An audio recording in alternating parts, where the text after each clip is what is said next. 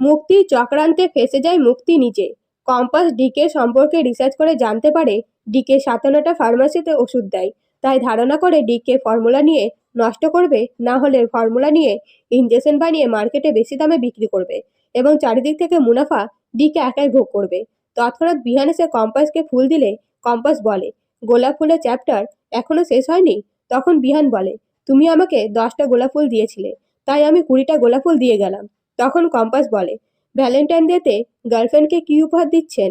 Propose ডেও আসছে, propose ডেতে propose করবেন তো গার্লফ্রেন্ডকে?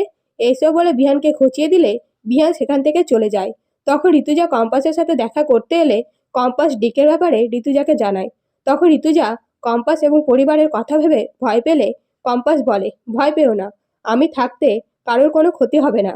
এর পরের দিন সকালে যখন সবাই একসাথে বসে ব্রেকফাস্ট করে তখন মুক্তি এসে উপস্থিত হয় আর বলে, ঋতু তুই আর পৃথা জানিস মা হওয়া কতটা কষ্টের, সেটা আমিও জানি।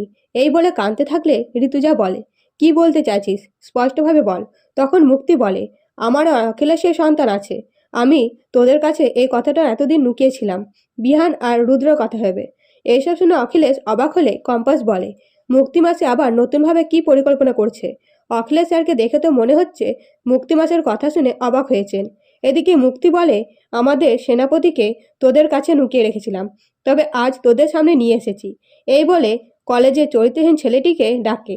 তখন কম্পাস ছেলেটিকে দেখে চিনতে পারে। কম্পাসে মনে পড়ে ছেলেটি মেয়েদের ওপর অত্যাচার করত, র্যাগিং করত, এমনকি বলেছিল বিহানকে শাস্তি দেবে অপমান করার জন্য। তো কম্পাস কি মুক্তির নতুন চক্রান্ত ধরতে পারবে? অবশ্যই কমেন্ট করে জানাবেন আপনাদের মতামত। ধন্যবাদ।